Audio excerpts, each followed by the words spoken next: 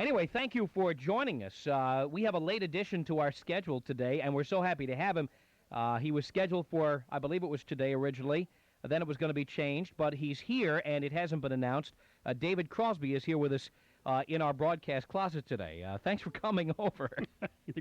Your closet, I like. We went from being in the largest studio on the planet, which is over here in this room, to being in the smallest room from which I've ever broadcast. This is insane. Anyway, thanks for coming in today. Good to see you. It's my pleasure, man. You are all over the place. You are working on projects like crazy.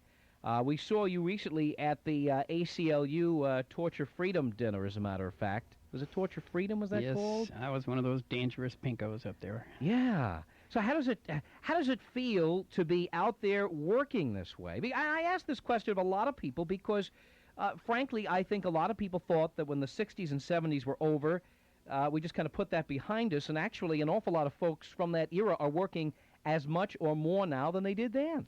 Some of us are. There are 2 or 3 bands that have actually held on to the same personnel and same people. Crosby, Stills, Nash, the Grateful Dead. You know, there are a couple, and who work all the time. Mm-hmm. We've been working pretty much steadily since then, and somewhere along in there, and we're not quite sure why, we started pulling, kids, a whole other generation of people. Now, when you go to one of our concerts, there's I guess more than half, sometimes 2/3 are kids, who were not even born when Woodstock happened, and yet they're out there singing the song and they know all the words. And I'm not sure who told them, but I'm not going to complain, obviously. I have to wonder if it's these classic rock stations that have come on. I think so, yeah. They've done a tremendous amount of good for us, and for a lot of people. And they seem to... It's a funny thing. In many markets, they're the amongst the strongest stations there. They compete successfully with the top 40 stations, and that leads us to think, that there's great validity in the music and that it has staying power. And God knows, as long as somebody wants to hear it, we want to play it. In 1969, did you think that Crosby, Stills, and Nash would exist in 1991 or beyond? No. Not a chance. I didn't even think I was going to live to be 30. As a matter of fact, that got to be even more extreme when I got to be, really heavily into dope. I thought I was going to die, each week. I thought, well, this is probably it. I'm probably going to go away now. But, it doesn't work out that way. And we're still here, and the music's still good. And I'm real grateful for it. I can't tell you exactly why us and not somebody else, but there it is. We're here, and the music's good, and I'm going to keep doing it. Part of the reason you're here today, we're going to talk about this a bit, is that in this world of CDs, we've seen so many reissues of great classic albums, and Crosby, Stills, and Nash is no exception. You're going to have a box set coming out for the holiday season. Tell us about it. Well, I'm real happy about it, actually. Too often, box sets are just that, are a reissue, another repackage. And we didn't want to do that. We've already, had a repackage out so far, which did real well. And we wanted to give them something that was, for the person that really loved our music, that would be a treasure for them. So we got a giant room full of tapes, and we started going through them and making lists, and we found all kinds of things that we didn't know we had. We wound up putting about 5 hours of music together, 4 CDs. This spans what period of time now? The whole thing. Really? Spans from before the group started to our last album, Live It Up, from last summer. And we decided we didn't want to just do the versions that you knew. So in many cases, we have an alternative mix that's different, or of a song that you already know and like, Woodstock, or, as we were talking about, or something where we have an entirely different version, or we have the demo of it that was just 2 of us with an acoustic guitar, or 3 of us with an acoustic guitar, or we have a moment that never made it to an album, like there's one called Taking It All, that's the 4 of us, Stephen and Graham and Neil and myself, with 4 guitars, 4 voices, live, 1 take, that's never been on a record. Nash and I cut it with a band completely different, but this, performance of it, we did for an album that never came out called Human Highway. And it's a stunner, he said modestly. There are a lot of treasures like that. There's a Guinevere that's from before Crosby, Stills, Nash got together that has Jack Cassidy playing the most astounding bass on it. There's a lot of stuff, a lot of different stuff. 25 things that haven't been released before out of 77 tunes. That's incredible. Yeah, and mostly when you get a box set, out of 60, 70 tunes, 50, 60 tunes usually, you get 2 things, 3 things. When I did the Byrds box set, we had 4 new things unreleased. Now, when you put this together, obviously there's a lot of listening you have to do, a lot of critical listening, I imagine. Who sits down and does that? Graham. Really? Mm-hmm. He's the only one with the attention span. Is that so? I have the attention span of a drunk butterfly. I'm gone. Stills and I looked at the stack of tapes, looked at each other and said, can we say Cabo San Lucas? And it's really actually that Graham is much better at it than we are. And he did a fantastic job. Who's the producer on this set? He is, and Jerry Tolman, who is our friend and Steven's manager, and a good, a very good longtime friend, are the producers. Stephen Barncard, who engineered my first solo album, did the remix engineering. And some other people helped, friends and different people helped, some researchers, we found a couple of great tape finders, because our stuff is scattered all over the country. I mean, we had stuff in Florida, in England, in New York, in San Francisco. Who keeps it? Where is it kept? Well, when you cut things, normally they stay in the studio. You cut them in until you need them. But a lot of times they go to an archival storage at the record company, which is pretty much like throwing them into a black hole. Yeah. They disappear. A lot of stuff disappeared. We're talking with David Crosby, and we'll continue our conversation with David Crosby here with us in studio in our broadcast closet. They say we'll be here for anywhere from 4 to 6 weeks. I'm putting up the Christmas decorations in here, so we're getting prepared for that. Now, let's talk about how you first got into a band. I think it's always a different story, and I think people who are aspiring to become musicians, and this town's full of them. One drive down Sunset Boulevard, and you just see them out all over the place during the day. I think everybody thinks it's a very complicated process, and yet everybody I've spoken to who's been in your position, for example, if anybody has, it says that it's a lot simpler and less complicated than people think. How did you get into it? Well, it's different now than it was then, first thing. When I started wanting to be a musician was probably about 1960, and I was working in coffee houses as a folk singer, and there was no, rock and roll scene going on, that I could relate to. Nowadays, it's a huge amount of money, so it's an entirely different set of reasons for doing it and everything. When we started the Byrds, for instance, or when we started Crosby, Stills, and Nash, we did it because we wanted to play, because we wanted to sing, because we had songs, because it was fun, and to get the attention of girls, which is might have been actually the main reason. I'm not quite sure. It loomed large in there. Nowadays, people do it for, they want to be famous, they want to be on MTV, they want to be glamorous, they want to be, well, they're still doing to get the attention of girls, but with a slightly more frantic approach, and because they want to be rich, and seldom because they love music. It's rare now that a person gets into music because they love music. Does that show? Oh, sure. All these clone bands with the big hair and the tight pants, that, their lyrics are, "Party down, dude!" And the guitar is all yakety throw up, I feel sorry for them in the sense that they are all exactly the same. They all obviously watch each other minutely, and say, oh, he's got a scarf on the left-hand side, I better do that. And you know, they can't play their way out of a paper bag. You know, the guitar players are all great at playing a lot of notes, but you know, they play as if they were being paid by the note. You know. Yeah. The taste and the touch and stuff. I mean, you listen to a real guitar player, you know, and it's a whole different thing.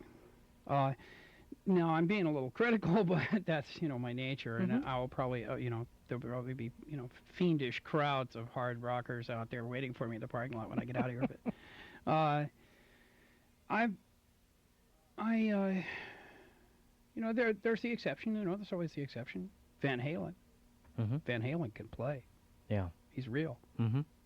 That's not, you know, there's no kidding around. The guy is a real musician, you know, and that's a real band. And they're just as hard as anybody, but they're a real band. It's tough though. For me, I'm singer-songwriter milieu, and I don't see an awful lot that comes along that really impresses me. The only people that have in recent years have been Michael Hedges, who I think is an absolute stone-complete genius. I just saw him in New York again at the Bottom Line, and he just ripped the roof off the building. Everybody in there wouldn't leave. I mean, I've never seen anything like it. And Sean Colvin, you ever hear of Sean Colvin? I've heard his name. I don't think I've heard her name.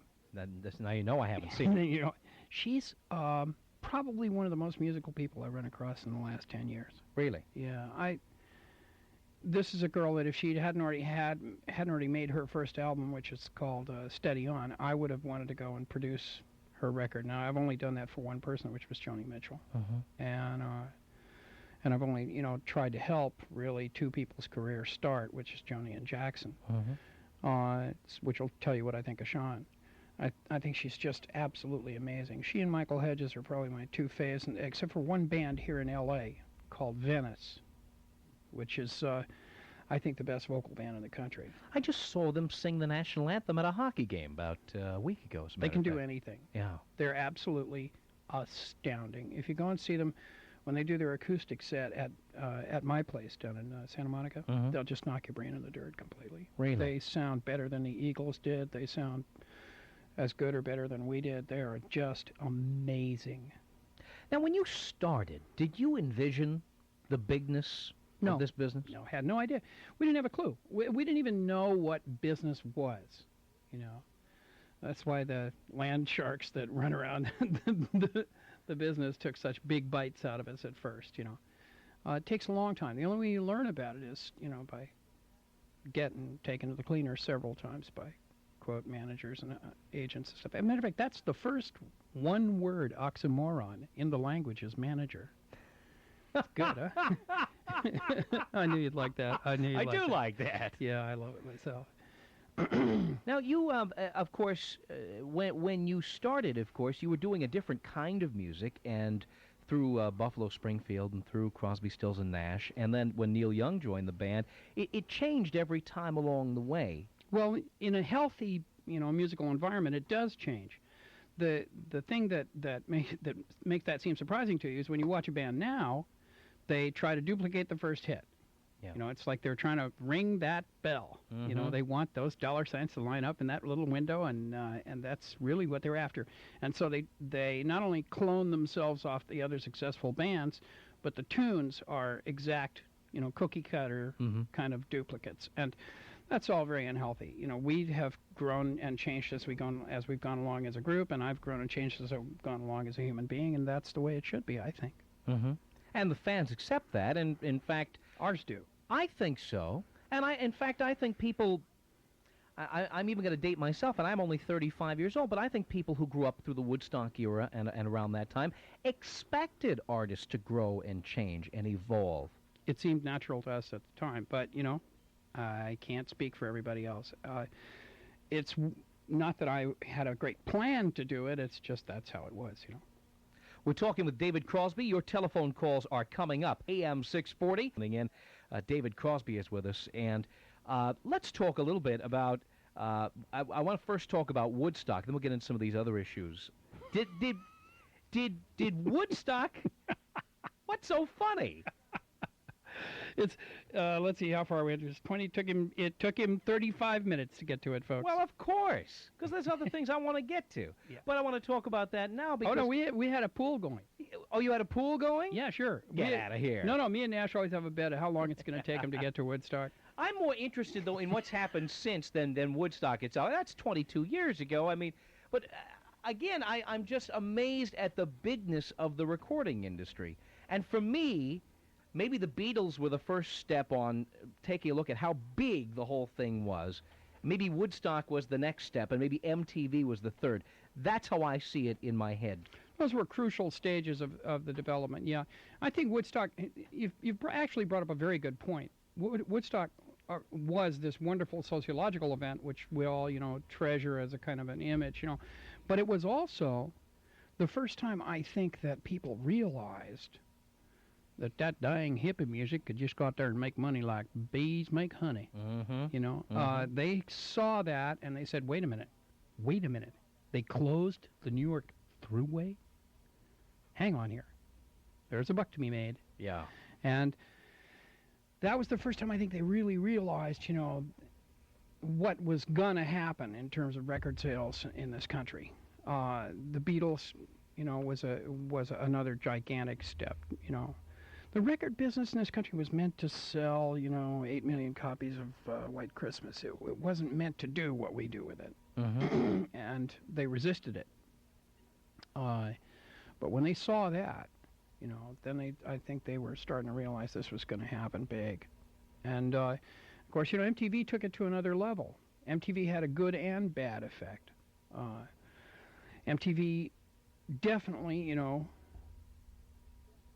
increased, the level that the business, operates at.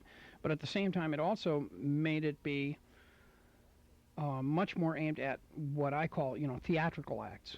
A rock group that depends more on its costumes and its light show and sticking its tongue out at you and, posturing, posing, okay, than it does on the music. Yeah. Is a more theatrical kind of a performance than it is actually a musical performance. And MTV tends to aggrandize that, which I don't, think is all that great, because obviously I'm not that kind of person. But, there it is. That's just my opinion. Are you comfortable with music videos? You've been in some. Yeah, I've seen good ones and bad ones. I've seen ones that I really liked, man. I mean, do you remember Michael Jackson's video for The Man in the Mirror? Oh, sure. It's a really good thing. Really well done. I've seen some of the ones. Midnight Oil did a couple of great ones. Or if you want to get less serious and more frivolous, what about the great ones that, for Sledgehammer and Shock the Monkey? I mean, they took you out to. I know the guy who did them, and that they're just wonderful flights of fancy, Or, I mean, I've seen ones that I thought were really excellent. The great Stevie Winwood one for Roll With It. Remember that one? Oh, yeah. The guy's button pops off his shirt, and you watch the button go to the floor, and unbelievable. A great video, Same time, when you look at MTV, mostly what you see is this, group of bands where all the lead singers look, just about the same, except for Steven Tyler, who calls himself the guy with the mouth, and I like Steven Tyler. Yeah, he is at least as an individual, person, and that band that's a good band. That's a good band. Look at that deal they just. And now when you talk about money, I mean, that's an insane amount of money. Look how many records they sell. Yeah. They're one of my favorites because they almost went down the tubes from the same things that I did and managed to pull themselves back out. And I really, really love that kind of story. I think everybody likes that story. Your story, as deep into the depths as you went, I think people really respect you for coming back. Well, I hope so. I think it's great. I've gotten a tremendous amount of support from them. Everybody that I talk to, strangers in the street, people come up to me, tell me, gee, man, I'm really glad, that you made it, or good thing you didn't die, Dave, that kind of thing. And nobody's gladder about it than me, man. It was a very close call, very, very narrow little path there for a while. But I had a lot of help. I was an exceptionally stupid person about it, and it took going to prison for me to get loose from it.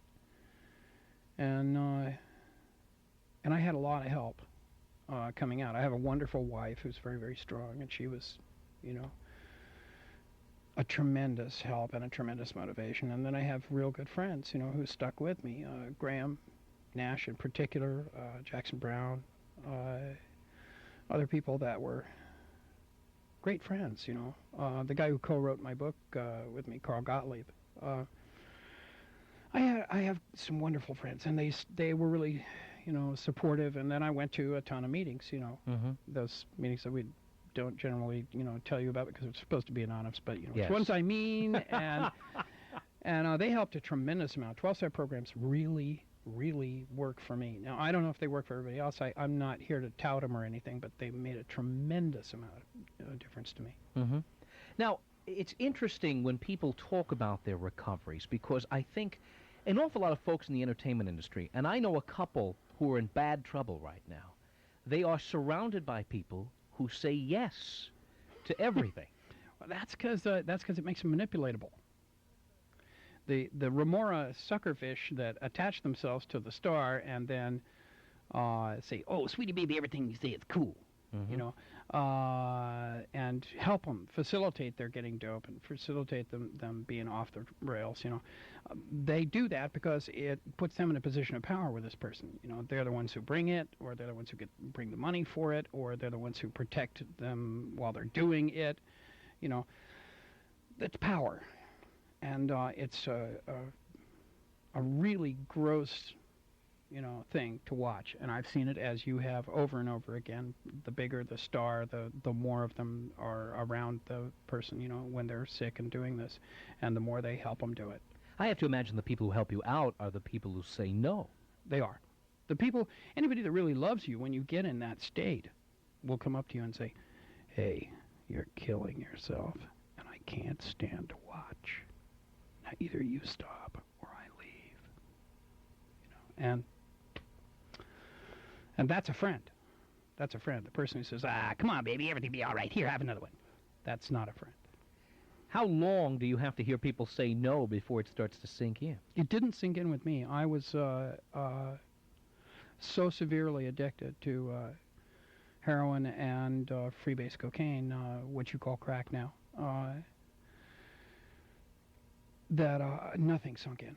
My really good friends all came to me repeatedly, sometimes at least one time, 25 of them at once, and said, "Hey, David, please, this is grotesque. You're dying, and we, please." And I would go into treatment, for a week or a day or a month, and come back out and start over again. What it took was going to prison. They locked me up for a year, and that kept me away from it for long enough to where I woke up and remembered who I was. How'd you end up in prison? Texas. Yes, sir, by God. I had gotten busted several times up here in California, and, with varying degrees of severity, but California was a different ballgame. When you go to Texas, it was like, "Hi there." And the judge actually was very fair with me. He gave me a chance to go and get, straight rather than sticking me directly in jail, and I escaped from the facility that he put me in, and that didn't go over real big. And he said, "Son, I'm going to have to get your attention here." And they put me in prison. And that's scary, Huntsville Prison in Texas is not, a boys' camp. It's, people died while I was there. And it's, just about what you think a prison is, gangs and violence and stuff. But if you don't get in anybody's face, if you just mind your own business, you can get through it. What's more frightening in your circumstance, though, the gangs and the violence, or not having drugs? Not having drugs, that was the main thing. But, they didn't care. "Hey, look, he's rolling over real good now." They'd come by my cell there and say, hey, you're sweating, aren't you?" Look there, man. Leroy. He's just cooking now. Hey, rock star, talk to us. Oh, man. Oh, man. So then what happens when you come out after an experience like that? Well, depends. Like I said, if you have a lot of help and you're real determined, you can beat it. It can be done, even from as extreme a place as I was in. And I was very extreme. I had a lot of money, plenty of time, got myself in real deep. You can beat it. You have to want it really badly, because it is really not easy. It's very slippery. It's very easy. I moved away from where I used to live because up there I could get to dope delivered quicker than pizza, and I knew way too many people who were still doing it. So I moved here, where there's plenty of dope, but I didn't know where to get it, and that helped some. Mainly the thing was going to the meetings, and they teach you a lot. That 12-step stuff teaches you a lot. David Crosby is our guest. Your telephone calls coming up next. Several times. Oh, thank you. And you've come out of hell and come back and are really a model for people. You are just amazing. Thanks. I have a couple of questions. Firstly, are you going to be doing possibly an acoustic tour with Graham? Yes. How did you know that? Oh, yes, possibly from the producer, who's also a big fan. Yeah, we are going. Graham and I are going out in November back east for several dates, and I'm looking forward to it enormously, actually. Oh, that'll be great. Good. And this Sean person you were talking about, what's the last name? Colvin, Colvin. The record is called Steady On. Yeah, I got that part. She's a stunner. Okay. Oh, that's super. And let me ask you, you elaborated a bit before, but as far as new music, what do you think of REM? I think REM's real good. I think of the bands that have come up in the last few years, I think they're one of the very best. They're very different, and they're really serious about what they're talking about. They're not just playing around. I think they're real good. There are bands with a conscience and performers with a conscience. There's REM, there's Midnight Oil, there's, there are people, Sting, that are. You really have to pick and choose. Yeah, you really do. You really do. Now. Yeah, you really do. There's a lot of stuff out there that I don't think's worth the damn. I really like Bruce Hornsby I do too. for being musical. In Venice, I also caught the hockey game that Tom was talking about when they did the national anthem. Yeah, well, if you want to see them at what I think is their best, go see them at my place, which they do, every once in a while. That's Santa Monica, isn't it? Yeah, and they're just so good. I can't stand it. Well, that sounds great. That sounds great. Well, you take care of yourself, and thank you for everything you've done. You're welcome, sweetheart. Bye. Thank you, Tracy. Bye-bye now. Here's Cleet, a first-time caller from Studio City on KFI 352. Hello. Tom. Hi. Love your show. Thank you. David. Yes. Just a real quick, a couple questions. First, she just mentioned the acoustic little get-together thing. Are you going to do anything out here with that? No. Probably the next time you see us out here will be CSN Acoustic next summer. Oh, God. Okay, great. Second thing is, and I hope you can take this the right way. I saw Stephen Stills a while ago, and, you guys, I really love your music, and I really respect what you went through, and I'm just I'm worried, literally worried about Stephen as well. I mean, how is his health? You know what I'm talking about. Yeah. Yeah. Well, they're welcome to the club. Okay. There's a lot of people who, are concerned, but I can't really speak to that issue too well. Yeah. Being how I am who I am, where on what platform do I stand and criticize someone else? Yeah.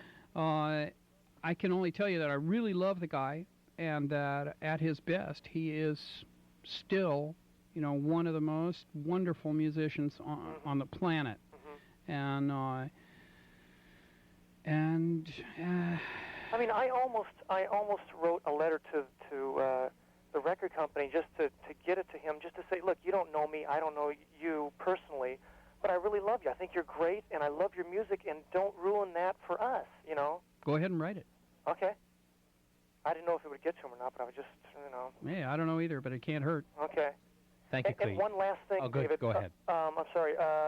On Graham's television show that he did on the cable, Yeah, it was good, wasn't it? That was great. What happened? You were wonderful in that, and Stephen was really cool in that, and I was wondering what happened with the show. Well, I think it was an excellent show. It didn't garner enough of the ratings, to do more than the 13 original shows. But I thought it was wonderful. That's too bad. I watched it every week. I thought it was great. Yeah.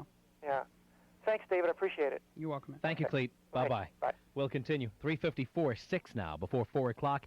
Dan is a first-time caller from Azusa on KFI with David Crosby. Hello. Hi, Tom. Hi, David. Hi. Big fan. Hey, I got the box set. It's great. My man. Very detailed. I saw you guys with Joni Mitchell at the Greek Theater a long time ago. Oh, that was...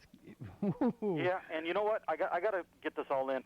Your book was great because you didn't whine and cry. You took responsibility for your condition, and welcome back. The thing I got to ask you, where is Lee Shore, Four-Way Street? Where's the CD? It's the greatest live song I've ever heard. Well, now, we've mastered it, and we're going to put it out on CD probably this spring. Great. Hey, do a lot of acoustic stuff, man. You guys are great acoustically. I mean, it's fantastic. Well, you know what? People tell us that all the time. They tell us that's their favorite part of the show. So this next summer, Stephen and Graham and I are going out, just acoustic, just the three of us, just the guitars and the piano, and we're going to play everywhere. We're going all over the whole country. Yeah, lots of singing, man. I love it. Well, you'll get it. Take care. Thank you, Dan. Bye-bye. Bye-bye. All right, we'll continue with David Crosby coming up. Stay tuned. 40. With us today, David Crosby, who, among his many projects, is in the process of coming up with this new box set of classic material from the days of Crosby, Stills, and Nash, Crosby, Stills, Nash, and Young, every possible permutation. And that is out now, is it not? It is, in fact. Because we heard from somebody who bought it already. Yes. I just actually saw it in a store. It's there, and you need to go out and buy 3 of them. A little hypnotism there. You try that over the radio. Now, you of course, have always had a political voice. You've always had a political agenda. Well, yeah. I think I really wouldn't know what else to do. I mean, I'm an American. I'm a citizen. I'm a registered voter, and how could I not have opinions? I guess I am maybe more of an activist than a lot of people are. Mm-hmm. I see stuff, and I can't just sit down and ignore it. I have a very strong urge to stand up and be counted on issues that matter to me. The Vietnam War, for example, nuclear power, nuclear weapons, civil rights, Mm-hmm. in the environment. Newer artists these days, for the most part, don't have a political voice. They don't see a melding of music and politics. Most of them are in it for a different reason. They want to make a lot of money. That's not all of them. You'll see 5 of these clone bands come by, and then all of a sudden somebody like Tracy Chapman drops in your lap, and you say, "Whoops, here's somebody with a brain." Mm-hmm. And they come along from time to time, and they're very valuable, all the more valuable because how rare they are. Now, we were talking earlier about some of the concerns in the 1992 presidential campaign, whatever there's going to be of a campaign coming up. How do you feel about the candidates who are out there now? Well, it's a tough one. I think there's an awful lot of us who are so disillusioned by the level that the government the government is being approached at these days.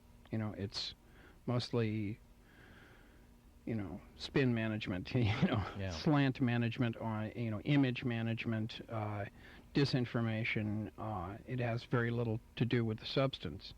You see, enormous amounts of energy and time and attention being spent, on stuff that has nothing to do with the real issues. Clarence Thomas, we've got all these people dragging race and sex across it like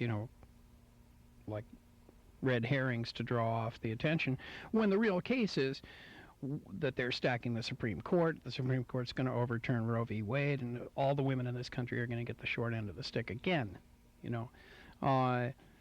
Is the guy the best legal mind, to be on that court? Obviously not.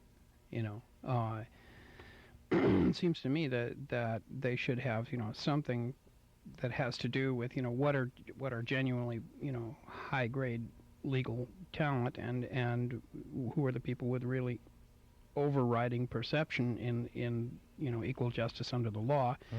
And that they should be the people from whom the candidates are drawn, but it's obviously not. I mean, that's just my opinion. I feel about the candidates that are out there that some of them, even though I don't think they stand much of a chance against George Bush as he stands now. Now, there's always the hope that he will do something foolish and, barf on himself in public. But that's, I think, just a long shot.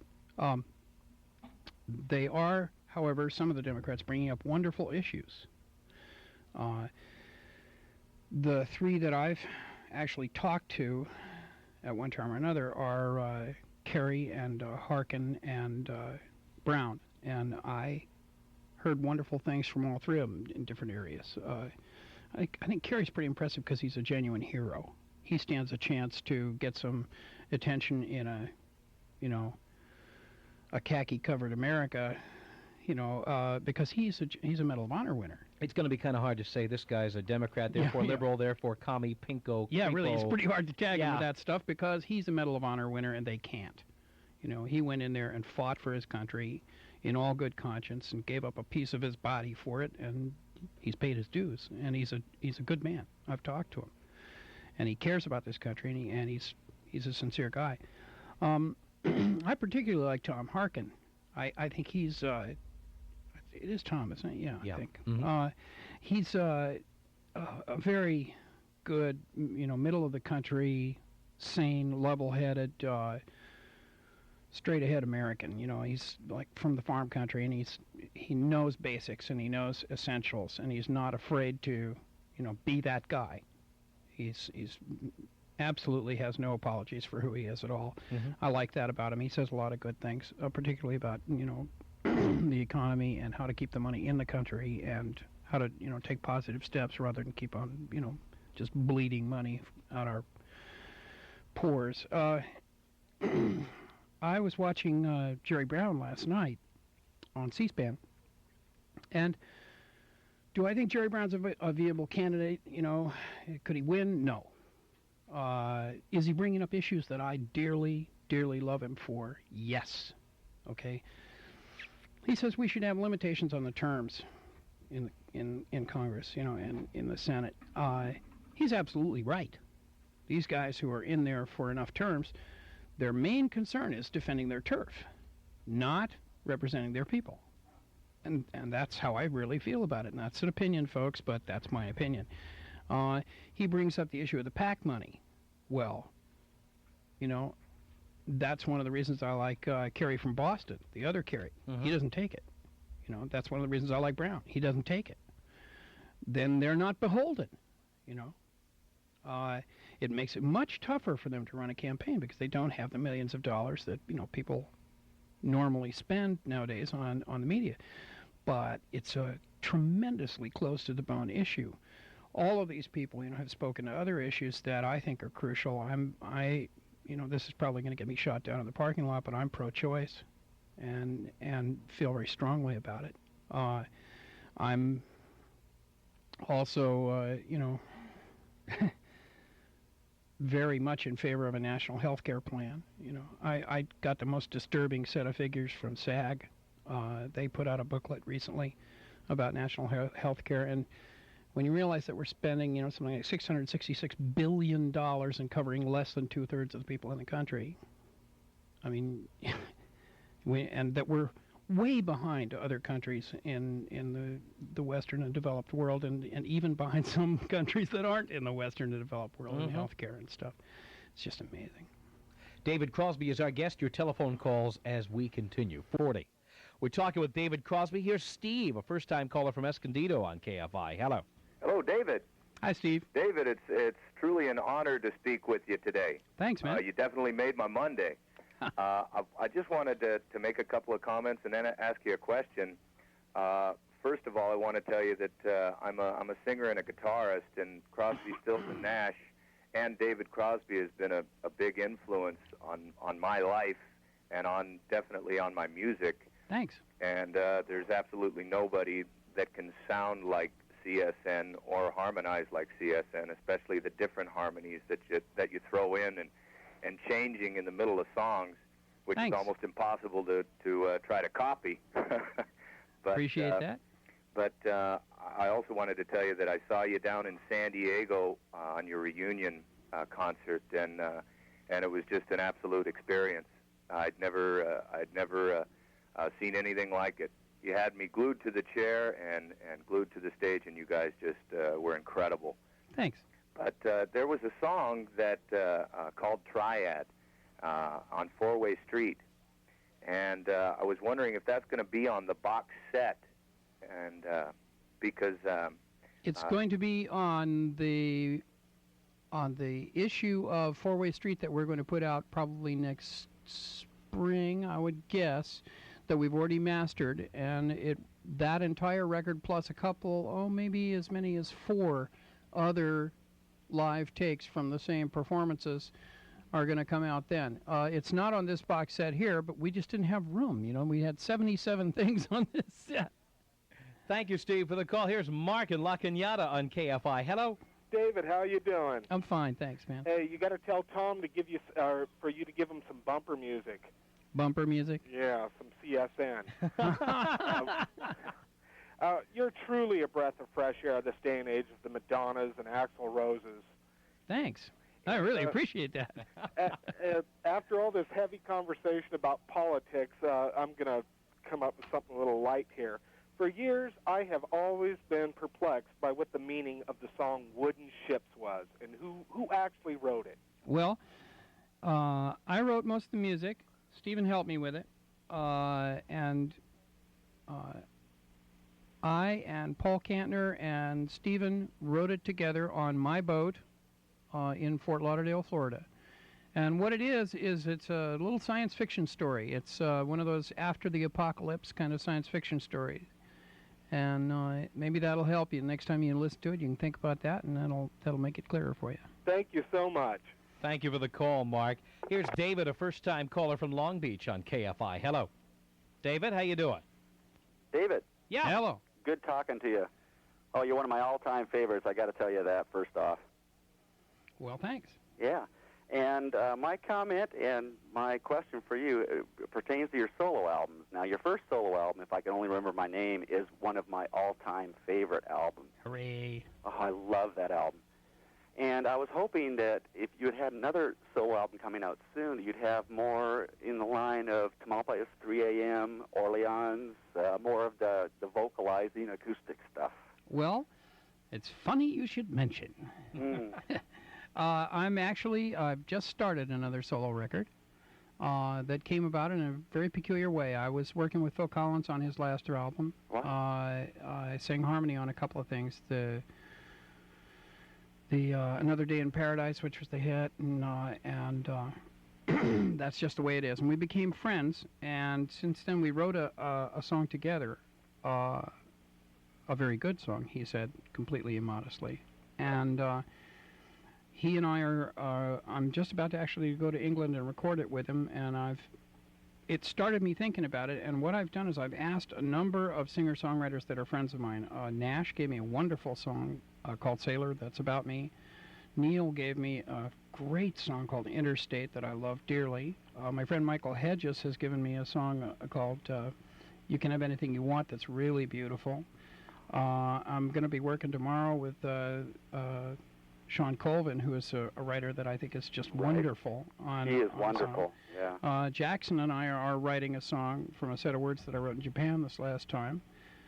I have gotten, I think they're promises, I hope they are, from Randy Newman and Bruce Hornsby and maybe Joni, I'm not sure. We've gotten, a number of people have said they will help me with it. And Don Was said he might produce a couple of things for it, and as I said, Phil's gonna, has helped me write this thing and is going to produce it, and I think we're going to wind up with an amazing record. It might turn out to be one of the best things I've ever done. Thank you, David. Denny's a first-time caller from Studio City on KFI. Hello. Hi. David. Hi. Hello. Hello, David. Yeah. Hi, this is Denny Sorokin. I wanted to know whatever happened to the song Santa Bell. Aha. Hi, Denny. How are you? I am fine, thank you.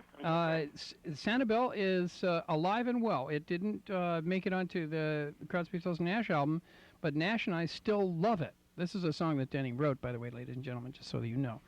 And we still love it, and we would very much like to have it on a record. Great, I'd love to hear it. Yeah, I'm sure you would, man. I'm sure you would. Well, I just wanted to find that up. I'd spoken to Greg Dorgy. I ran into him and some other people. And I just wanted to say once again that it was just the most fun session I've ever done. I had a great time working with you guys. Thanks, man. And I just hope everything goes terrifically for you. I also have some new songs if you're looking for stuff for your own album. Oh, yeah, well, definitely. Well, you know where to send it. To the old Siddons guy? Yes. Great. Well, lots of love to you guys. Thank you, Tom. I enjoy your show. Thank you, Denny. And God bless us all. Okay. Take care. Bye-bye. Bye-bye. Here's Chris in Woodland Hills on KFI. Hello. Yes, good afternoon. First of all, an excellent book you wrote, David. Just really loved it a lot. Thank you. No one could take issue with the personal hell you described in your book on freebase coke addiction.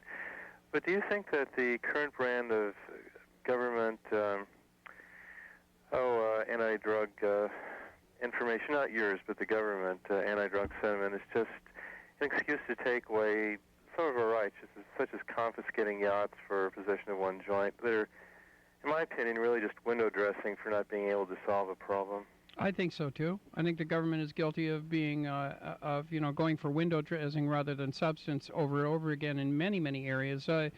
The problem here is that they don't want to even look at what the real level the drug problem is at in this country. Their response to it has always been, well, we'll conduct some sort of roadshow here. Let's see, I'll appoint a drug czar. That's it. Blue ribbon panel. Here, look over here. Quick, I'll wave this red flag. And, they bring in this guy Bennett. What does he do? He says, oh, it's getting much better, and I'm quitting. And they're lying. I said it. There it is, ladies and gentlemen. The government is lying in their teeth. They would like you to believe that it's still Don Johnson chasing people around in speedboats. It's not. If you closed any port in the country and open all the containers, you will find it. It is there. It is coming in by the truckload. And if you ask any sergeant of any police, force in the country, the government said yesterday the drug problem's a lot better, he's going to laugh in your face. Because what he's facing in the street, believe me, Jim, is not getting better, okay? I'm really ticked off about it. I think a great many people in the United States are really ticked off about it. The only thing that's going to make a difference in the long run, okay, that's going to change anything in the long run is education, prevention. Anything else is playing catch-up ball. It's not going to work. It's not going to come anywhere close to dealing with what we got to deal with. I'm not saying we don't need the courts. We do. I'm not saying we don't need the police. We do. But we don't need window dressing. We don't need the kind of things that are exactly what you talked about. Let's confiscate some yachts for one joint. Well, that's not going to stop the flow. It ain't on the yachts, It's on big ships, and it's coming in by the container load. The government consistently refuses to address the issue. The government consistently refuses to adopt a sensible set of priorities. And I'm ticked off, and I hope you are too. The answer is get out there and vote. Thank you, Chris, for the call. We'll continue with David Crosby. Thank you for tuning in this afternoon. David Crosby is with us, and we continue with your calls. Here is Kathy, a first-time caller from Lake Elsinore on KFI. Hi, Kathy. Hi, Tom. I love your show. Thank you. David? Yes. I have a comment I'd like to make. I saw you on Graham Nash's cable video show a few months back, and somebody in the audience asked you, what do you say to kids today? What kind of hope can you give them? And as I recall, your response was take responsibility for your own life, say yes to standing up to be counted. A human being can affect the world. Look what Gandhi did. And I'd like to tell you that I have that on my refrigerator in my kitchen as kind of hope for my own kids who are 13 and 7. Wow. You have given me a lot of help and a lot of insight as to how to deal with my kids. I've been a fan of CSN since way back in Woodstock days. I know that I can take my kids to your concerts, and I have. And every song that you guys do, there's a message in it. And I'm just sorry that people didn't take heed to it years ago when you guys started singing about it. It's wonderful of you to say that. Thank you. I'm in the education field. It's kind of a catch-22 situation. People come up with these ideas to get kids off the streets and get them away from drugs. But when you confront schools and ask if you can use their fields for Little League, they're more concerned that their grass is going to be damaged. Either that or liability or something. They've always got some other agenda. I just want to tell you that as a musician, you're great. But I'll tell you, in the last 13 years since I've become a parent, I am really impressed with the man behind the instruments. Thank you. And I hope that you keep doing it for many years to come. I promise I will. And I got to tell you, I'm so knocked out that you actually were listening and so closely that you remembered what I said. It's on my refrigerator. It is. And when my kids get depressed and they say, you know what, look at the trash, Mom. Look at the ocean. Everything is polluted and da-da-da-da-da. And, I say, hey, you guys, one person can make a difference. Well, it's the truth. And I really do. God is my witness. That is on my refrigerator. And like I said, when my kids get down and depressed about, things that are happening in the world, and they've seen some pretty major changes in the last few years with the Berlin Wall going down, I keep saying, hey, there's hope. Idealism is where it's at. It is. It is. I really am so glad you called. You just made me feel wonderful. Thank you. Well, are you going to be doing any concerts in the Southern California area? Yes, Crosby, Stills & Nash acoustic next summer. We'll be here. Oh, we have to wait that long, huh? We've done several benefits. I've done 4 benefits here in the last month, but they were all industry things, where the public wasn't... I was sorry to hear about Mammoth. Yeah, well, that one was, I think somebody just really wasn't thinking too clearly. They tried to book a number of acts in there, and it's just this tiny place up the mountains, and it didn't work. Well, Live It Up was great. I was down in Costa Mesa when that happened, and we took our kids, and it was great. Thanks. And God bless you, and keep up with the idealism, and I promise I will. You're great. Thanks. Thanks. Bye. Thank you, Kathy, for the call. We'll continue with David Crosby. 40. We're here with David Crosby. We continue with your telephone calls. Here is Terry, a first-time caller from Irvine at KFI. Hi, Terry. Hi, guys. How you doing? Hi there. First off, okay, I think when it comes to the drug problem, I think that I think people will. I wrote this all down. Okay, I really don't think there's a solution to the drug problem. I think that people will end up. I think when the youth are educated, today's youth grows up and they've been educated, and people just get downright sick of it, I think it will end. But my question for David is this. Everybody points out the problems and blames everybody else. What would you do personally about the drug problem in this country if you had the power to make change? Instead of pointing it at anybody, what would you do personally, David? Because when I'm saying this, because when it's a great question. When I heard earlier, you were saying we have to get the people out of office, and I hear this. I'm not just pointing at you. No, I think that's a fair question. Time and time again. I agree. I think if I'm willing to, shoot my mouth off about how wrong it is, I ought to have some constructive ideas. It depends on how much power I could garner at the time that I were appointed. If I were appointed, yes, there are definite things I would do. My agenda tends way more towards education, prevention, and treatment than it does interdiction and law enforcement. Now, I'm not trying to say we don't need law enforcement. We need law enforcement. You're talking to a convicted felon here who's been arrested many times. I'm telling you, we need even more cops than we've got, and more courts. The judicial system is completely overloaded with it. But what will work in the long run is education. This is something I believe to the core of my bones, that is the answer. That taking the long view and removing the demand is the answer. Okay, now, were I the king of the world? Hey, there are some very obvious things that we could do that we are not doing. We know exactly where it all comes from. I understand. Okay, yeah. We know that it comes from Ecuador, Peru, Bolivia. We know that it comes through Colombia and up here. We know that. It's the national economy of those 4 countries, cocaine. We could go down there and change that. I doubt very seriously if the Bolivian army is going to do much against the United States Marine Corps. We certainly don't have any, qualms about doing it in Grenada or in Iraq, so why not, to me, I could make a justification for it. I remember Senator Rangel or Congressman Rangel saying, we spent $40 billion fighting communism this month, and nobody in my whole district died of communism. Yeah. But we lost 400 of them to heroin, and, well, we know where the heroin comes from, too.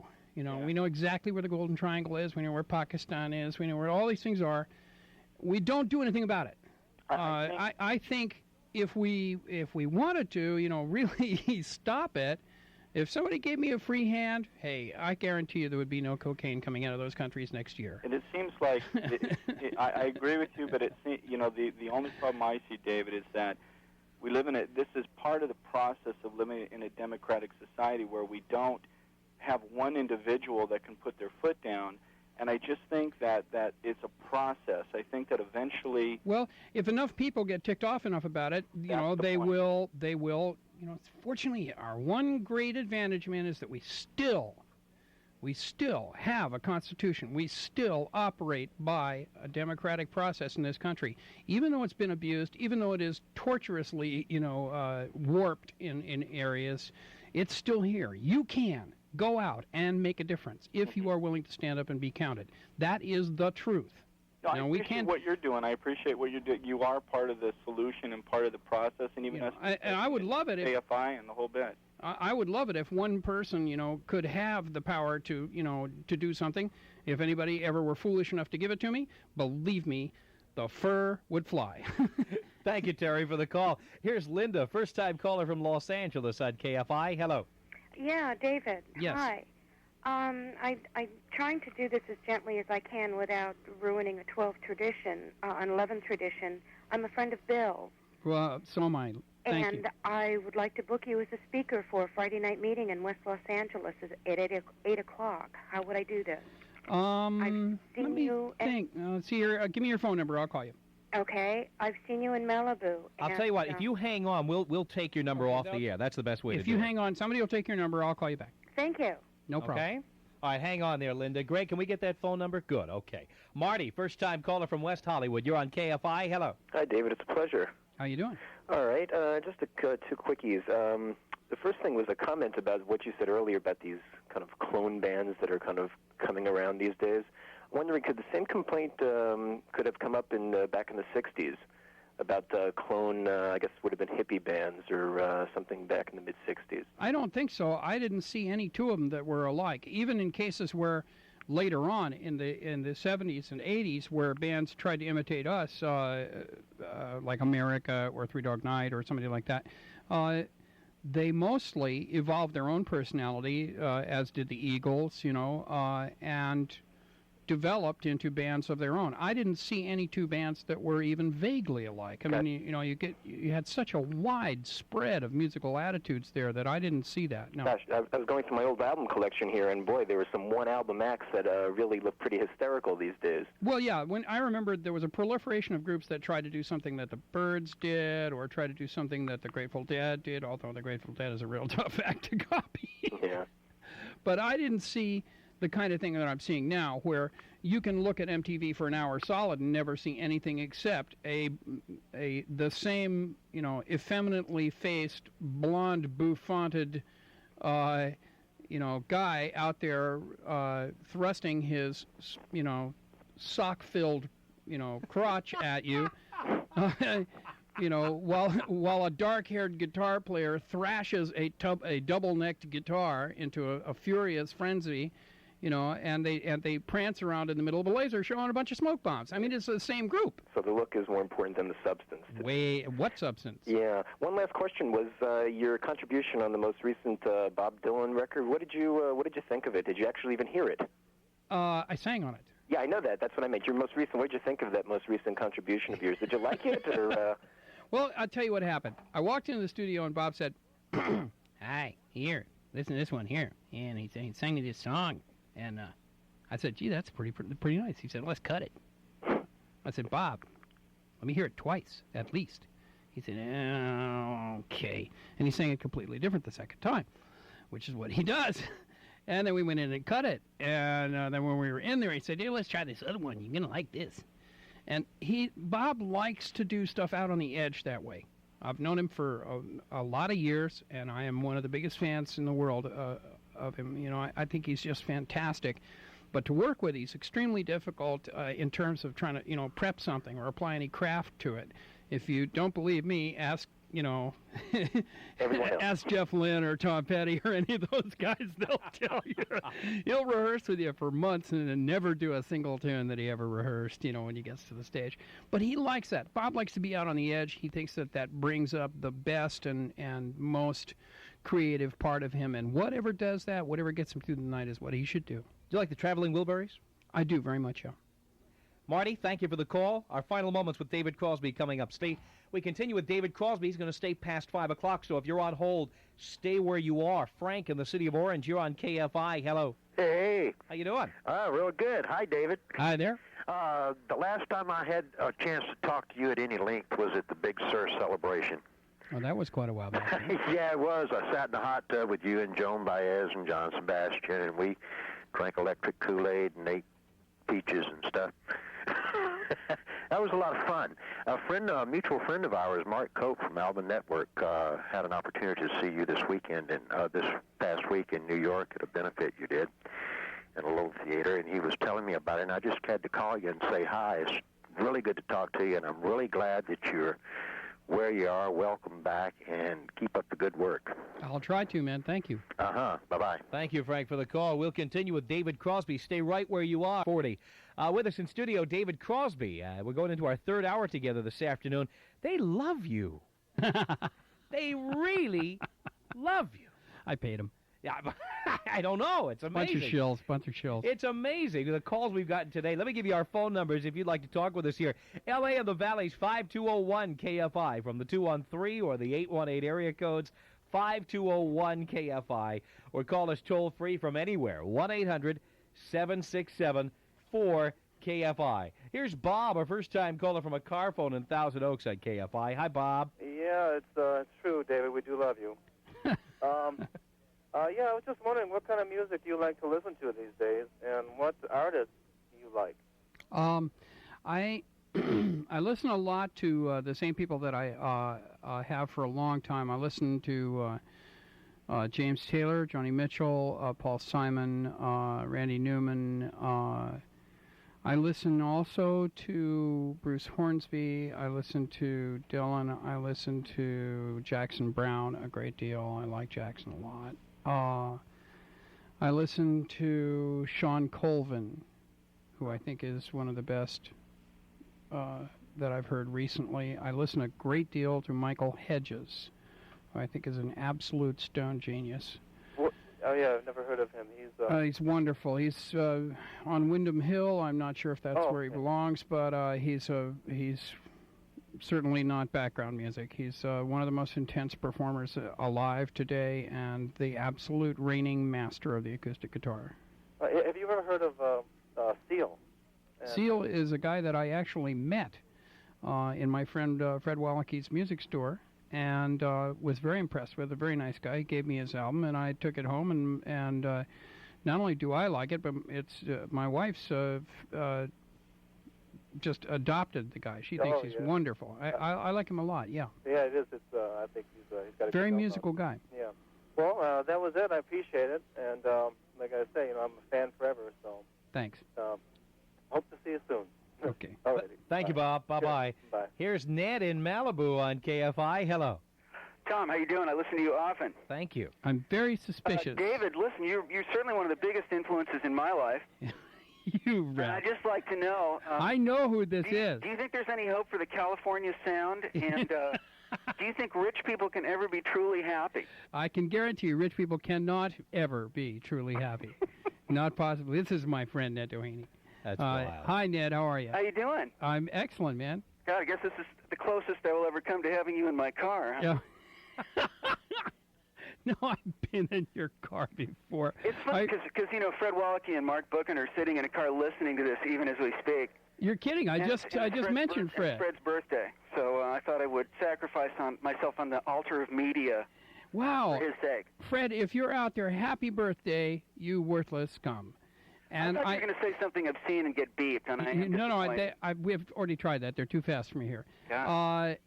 Fred, I'm going over to your store when I get done here to... Are you serious? Oh, yeah, man. Didn't you know? He got me a Koa Wood D45. That's funny. He sold that to me. It's part of I'll his birthday kill special. you. You'll never make it home, Ned. I swear to God, you're a roadkill. Well, coming from you, I know that that's a gesture of love, and I accept it as such. Tom, I listen to you often. Thank you, Ned. And I'll talk to you soon. Okay, Ned. All right, Dave. Take care. Bye-bye. He's a great musician. That's wild. That's wild. Carol is the first time caller from the city of Orange on KFI. Hello. Hi. You're not an inside friend here, are you? No, I'm not. I'm just checking here I'm now. a fan. They're all checking in today. No, my husband has introduced me to Crosby, Stills, Nash a long time ago, and we are very avid fans. Well, thanks. And just love to thank you for the music. And we went and saw you in, I believe it was Santa Ana at Kona, Hawaii, after your brief stay in Texas, and enjoy the concert. Oh, I remember that. Yes, that was right after the not-so-brief stay in Texas. Yeah. Well, you're but you're being kind. Yes, my involuntary vacation in Texas. Yeah. I remember great. that. Well, thank you, sweetheart. That's very kind of you to say so. I'm better now, actually. He said I modestly. You are. Humble little creature that I am.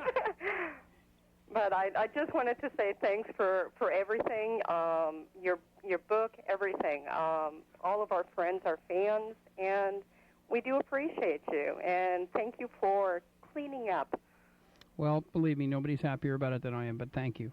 Okay. Thank you, Carol. Okay, bye-bye. Take care. Bye-bye. Here comes Vic, a first-time caller from Victorville on KFI. Hello. Hello, Tom. How are you? All right. The town wasn't named after you, was it? You know, I had a funny feeling you were going to ask me that. Just checking. Hey, listen, first of all, I want to say this is a once-in-a-lifetime opportunity for me, David. I've been a fan of yours since I can remember, since back in the early 60s. And I really, really love you. I appreciate what you've done with your life up to now. Thanks, man. I've got a few questions, and I know this one question I'm going to ask is probably going to blow you away, but you've been asked so many times before. My first question is, who influenced your style when you initially got into the business of music? Well, my earliest influences were all folk musicians. Pete Seeger, the Weavers as a group, Josh White, Odetta. So these were the people that you were into heavily, and they were the people, philosophy and music and so forth, right? Yeah, earliest on. The next thing after that was people that I heard on the radio, like the Everly Brothers, really nailed me completely. Every harmony singer I know was influenced by the Everly Brothers. I'm not unique in that; all of us were. But then I got influenced by jazz, late 50s jazz. Brubeck, Chet Baker, Jerry Mulligan, into Coltrane and Miles. And that all influenced me very strongly because of the chord structure. So I was also, from my earliest days, around a great deal of classical music. My mother used to play it in our house all the time. So you do have a history of music. You weren't self-taught. This was something that you grew up with. I grew up with it. I've never been educated musically. I can't even read and write music, but Is that right? I have listened to a ton of it. Mm-hmm. Interesting. Well, thank you for sharing that. My next question is, I have to ask you this, David. I mean, I've been listening to you since your first album with Nash and Stills, and if I don't ask you this, I'm gonna go on. I'm gonna die an unhappy man. What was Woodstock like, man? What was it really like? Yeah, I need the to W ask. word. I needed to ask. He said it. What about the question they used to ask around 1970, which was, will there ever be another Woodstock? Yeah, there absolutely not. There never will be. What it was, man, was you know, we make a joke about it because we've been asked about it so long. We're almost the only people who were there who are still alive, you know. And so I get asked about it a lot. The truth is, it was a wonderful scene. I don't know of any group of people that large any time in history where there weren't, you know, murders and rapes and robberies and stuff. There was a definite vibe going on of fellowship or brotherhood or something. There was a great deal of tolerance and people were being very nice to each other. It was an exceptional time, an exceptional feeling all the way around. And I loved it, and there was, of course, an incredible amount of the most amazing music. Not all of which made it to the movie. I mean, you didn't see the band or the Airplane or the Dead because they didn't want to be in the movie. Well, obviously, it was because of the acoustics, wasn't it? The lack of it. No, it was because they didn't feel their performances were that good, or they couldn't make a deal with the people who were producing the movie. But they weren't in the movie, and they most assuredly were there. Hey, how long were you there? I don't know. Good answer. Hey, my last well, question. you know, that goes with the old joke. You know, if anybody tells you they can remember the '60s, obviously wasn't there. Yeah, right. You know, I can remember little flashes of things that happened. Did you ever do anything with Jim Morrison? Yeah, we had a fight once. That was the extent of that relationship. Yeah, I didn't like Jim. Never did. I thought he was a good poet. I thought he was an obnoxious person. And and a very, you know, I think a very troubled person. I shouldn't be mean to him. I think he suffered a great deal. Why, you know, it's not my place to try and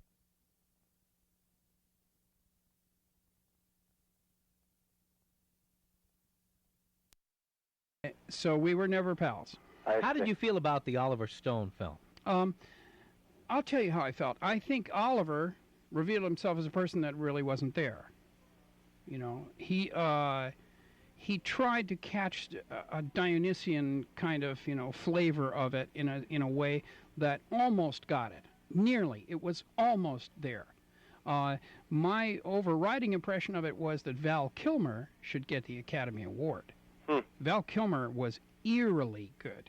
I mean, incredibly good as Morrison. He did the most accurate, the most amazingly in-depth portrayal of this guy. I can't tell you how good he was. I am still floored, but I get chills thinking about it. It's one of the finest acting jobs I've ever seen. Last question, David. Your name of your book. I missed it when I was earlier on the way home. I was driving home and I was trying to catch everything, but I missed it. What's the title of your book? Long Time Gone. Yeah, Long Time. Can you expound on that in terms of the song? What the song was about or what the book was about? No, the song. The song I wrote after they shot the second Kennedy. And I was pissed. Oh, excuse me. I was ticked off. You know, darn! I made it all the way through and this whole radio show and never did that until just right now. Well, okay, there you are. I was very angry, okay? I don't like it. You can understand, I'm a real strong believer in this country and in how it works. I believe in voting. I believe in an elected, you know, set of officials that are supposed to represent us. And I don't like, you know, election by bullet. I don't like it when we all vote for somebody and then some guys who think they're above the law remove that person, you know, by hiring a team of assassins, and all of a sudden our votes don't count. That makes me mad, and that's why I wrote the song. Vic, thank you for the call. We'll continue with David Crosby. David Crosby is with us, and this is Marie in Fallbrook on KFI. Hello. Hi, Tom. Hi, Marie. This is a great show today. I've been glued to the radio all afternoon. Thank you. You know, David, I've sort of lived in the past when it comes to music, and when I was in high school, you know, your group was really, really it. And, of course, I love Joni Mitchell, and I worked in a folk music club when Jackson Browne was first getting started, and I had the opportunity to hear him really early on, and it was really great. And I really liked your book, and after I read it, I got out all my old albums and played them all. And I think because you mentioned a lot of the names that I've always listened to, I'm going to take your newer suggestions and go out and see if I can come into the present with music.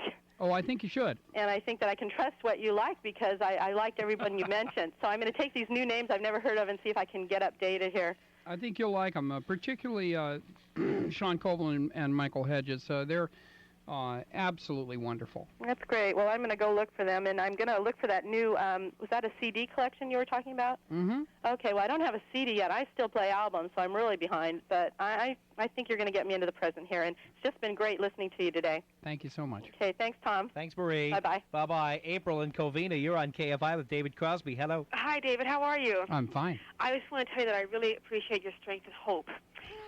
Thank you. And not only am I a fan of yours, but I'm also a fan of Joni Mitchell's. And I kind of like to hear some of the background, how you met her, and maybe will you do work with her in the future?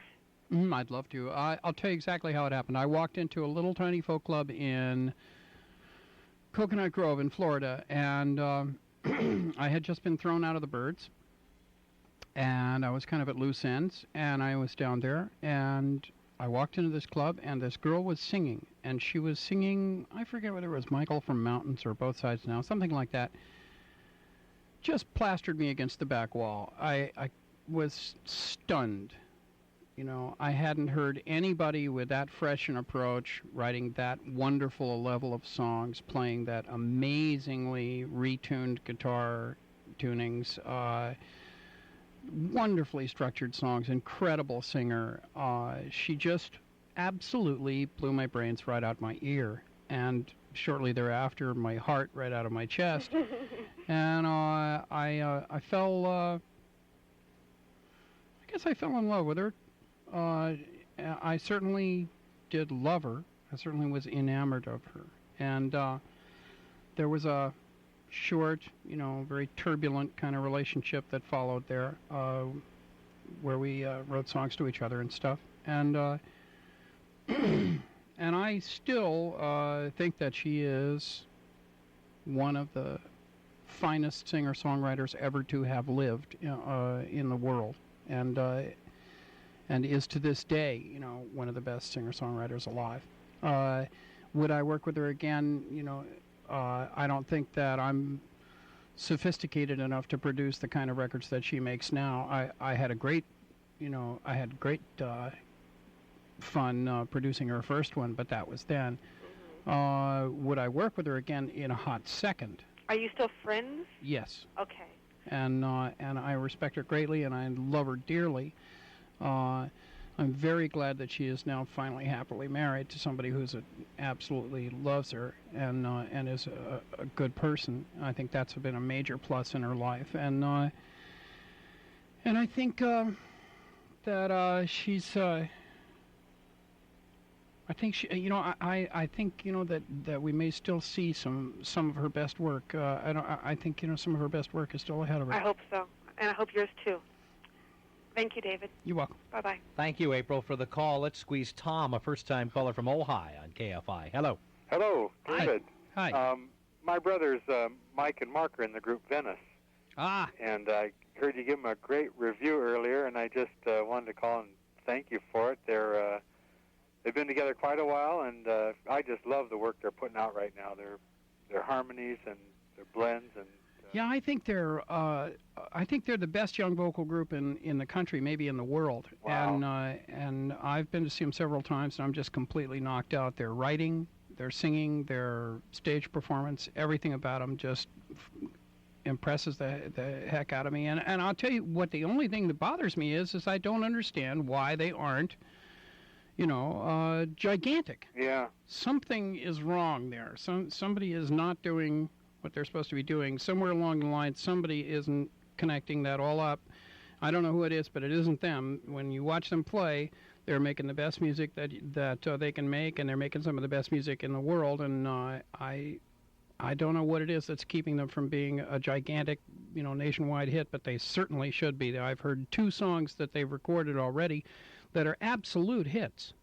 People Laugh is one of the best pieces of songwriting I've heard in recent memory, and it makes me cry every time I hear it. And Waiting So Long, that one? That one also, is that the title of it? I've been waiting so long. All My Life. All My Life. That's it. Yeah. That one. And All My Life. That one also I think is a hit too. Uh-huh. Yeah, I was around in the 60s when you guys took off, and I was playing in a group in Hollywood, and we were a warm-up band for the Doors at one place, and played in front of the Yardbirds and them at the Civic Auditorium, and just real close, but didn't quite make it. And well, I hate to see that happen to Venice. I think they're too good to go by the board. I really do. Thank you, Tom, for the call. We'll continue with David Crosby coming up home. Here's Claudia, first-time caller from Los Angeles on KFI with David Crosby. Hello. Hi, Tom. Hi, Claudia. Hi, David. Hi there. First of all, thanks for taking my call. David, I have to tell you that I feel like you really taught me how to sing, because I used to pick apart all those Crosby, Stills, and Nash harmonies and try and slap a fifth one on there. And I really feel like you taught me harmony singing.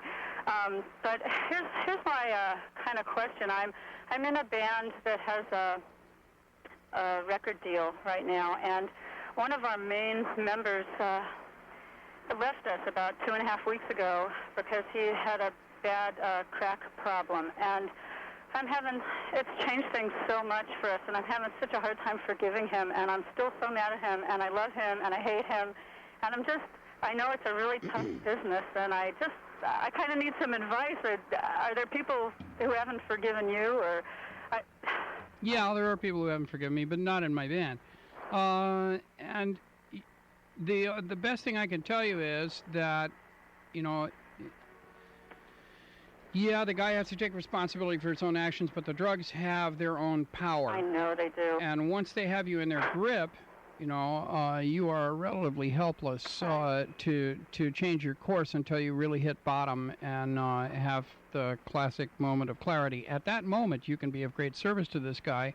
If you are around when he hits bottom, you can say, okay, this is what it looks like. This is what your life has turned into. Why don't you and I go and get you into treatment here, and we'll try and, start from here, and because it can't get any worse, let's try and make it get better. This actually happened once before, about 8 months ago, and I thought it was the bottom, and apparently it wasn't. So I don't know if this is the bottom too. And well, he's kind of it's real hard to tell. My sympathies are with you. I can't really give you any glib answer to it because there isn't one. Right. Well, thank you. I appreciate it, and I thanks. Thank you, Claudia. Okay, bye-bye. Take care. Bye-bye. Greg in Moreno Valley, you're on KFI with David Crosby. Hello. Good afternoon, gentlemen. Hi. David, Hi there. This is a real honor, sir. Thanks. A couple of quick questions, if I may. I go back in time just a bit. There is a wonderful track that I've had a heck of a time finding until recently by the Byrds called Lady Friend. Can you tell us a bit about it?